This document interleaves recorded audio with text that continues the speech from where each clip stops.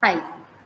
Fine. So what is an XML file? So basically XML file is a file format which shares both the file formats and the data. It is supporting the file format as well as the data. It is just like any HTML files that is having standard ASCII text, and this is similar to HTML. It contains markup tags, and but unlike HTML where the markup tags describe the structure of the file, XML markup tags describe the meaning of the data that is contained into the file. So that was the difference between HTML and XML files.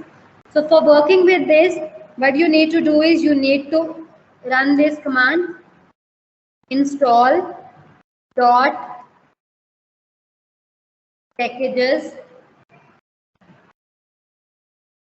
XML. I have already installed these packages, so I will not run this command. That is install packages.xml. You need to run this command to install all the packages of XML, like we did for read XML, XLS file and write XLS file. Fine. So you don't need to do that. So for this, I need an XML file. So I have created one XML file over here. I have XML file looks like this, which consists of certain tags. Fine, and these tags are available. Markup language. This is basically a markup language which consists of certain markup tags. So under this markup tags, we have specified the data. So let me save this file, and this is simply a notepad file. I am saving this file in the R file in the folder on desktop. There is R folder. I will save it as data1.xml. With this extension, I have saved this file. Fine. So let me close this file right now. So let's start working on this file. So firstly, we will check how we can read this file. That is reading XML files. So for reading XML files, the next thing that you need to do is you have to import the library that is XML. Thus we have installed the packages for XML. Now we will import the library XML. Once this file is imported, next thing that you need to do is you have to install one more file, that is the library, and that library is the methods library. So for working with XML files inside R, you have for working with XML files inside R, you have to import two libraries. One is XML library and the next is the method library. So the XML library files are there. Now methods library, let's run this. Done. Now once this is done, now we can import a XML file inside this. So let me store this file into result1, or you can simply call it R1. And in this R1, I will use this function XML, that XML parse. Now have a look at this. What does it mean? When we use XML parse function, this function consists of a number of parameters, and this will parse the format that was XML to the standard format of your R supporting, that is your data frames.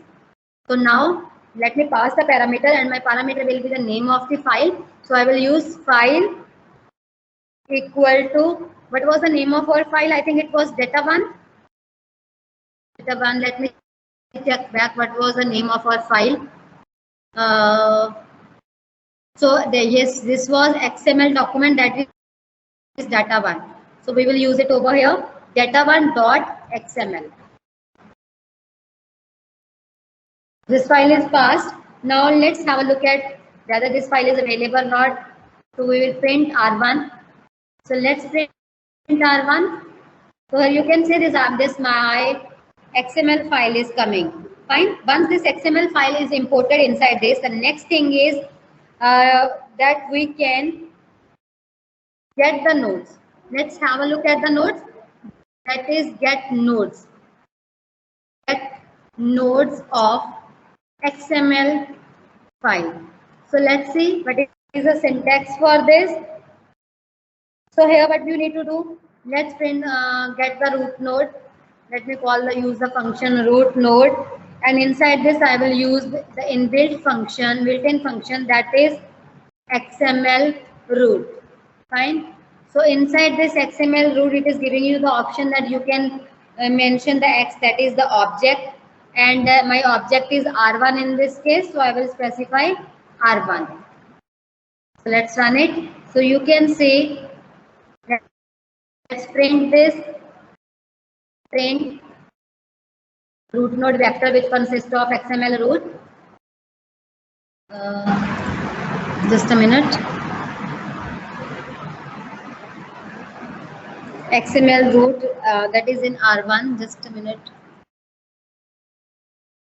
So our variable was named as root node. So here you can see the file is coming.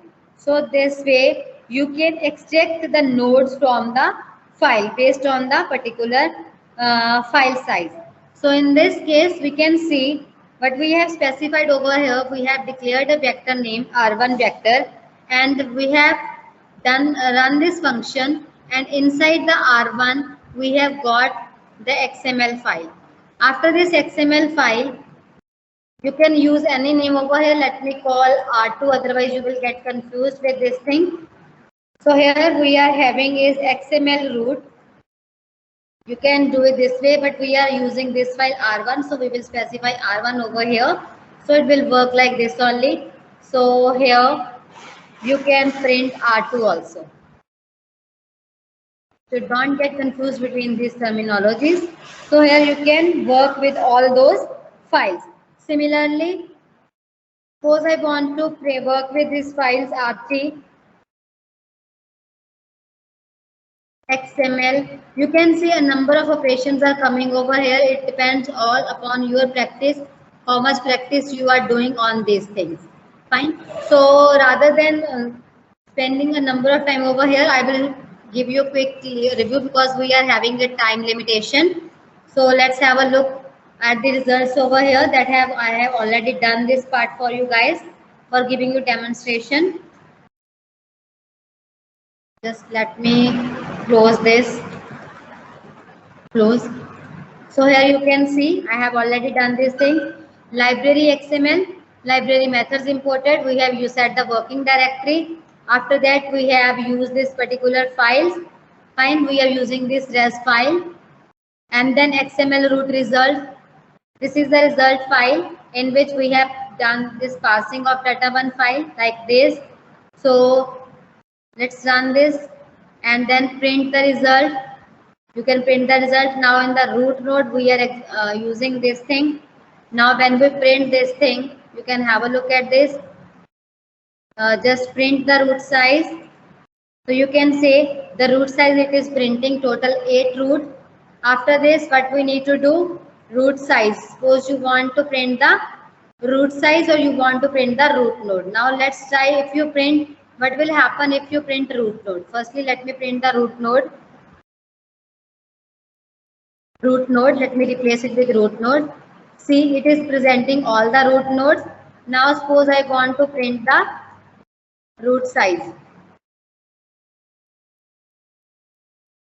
So here you can say it is printing the root size.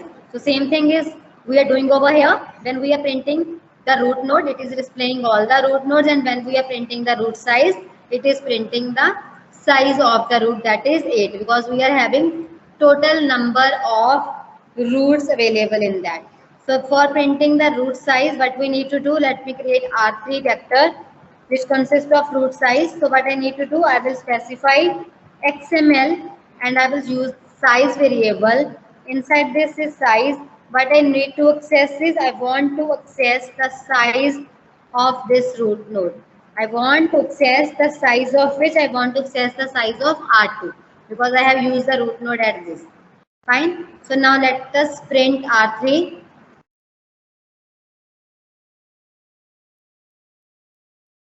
You can see the root node size is coming, that is as 8. That is as 8, total 8 records. So now suppose next thing is you want to print the details of first node, because we are having total 8 nodes and we want to print the record of first node. So how we can do that? So for that we simply use this command. We will say print, we will print inside R2 we are having root node, we will say print R2 1. So here you can say this is my first XML root node list. Fine, it will work like this. So we were having in R2, we were having XML root for R1. So you can work like this. We have printed this thing. After this, we have printed R2 node and it will show you this thing. And similarly, we can have a look at this. We have printed the root size and now we want to print first comma first, that is X as row as column. Fine, so let's print it. So it is showing that my first row and first column consist of ID, that is 1. Now let's see it, but it will print for first row and fifth column. So it will say if fifth column is the department column and it consists of value as 5.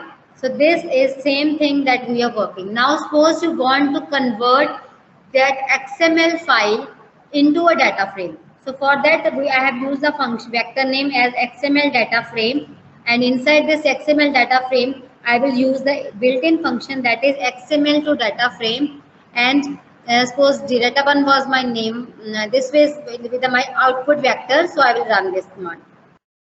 After this I will print XML data frame, just run it. Now you can see XML file is being printed as a data frame now. So earlier this was the XML file which was coming like this, and now the XML which was coming like this, you can see over here. So now when we have applied this function, that is XML to data frame, and we have used the file data1 which was an XML file, we have imported that file as a data frame file. Now the data frame we have printed, and you can see the output is not appearing as XML file now. Now it appears just like a data frame. So this is how you can work with the data frames. So do with practice of XML files, Excel files and CSV files. Fine. So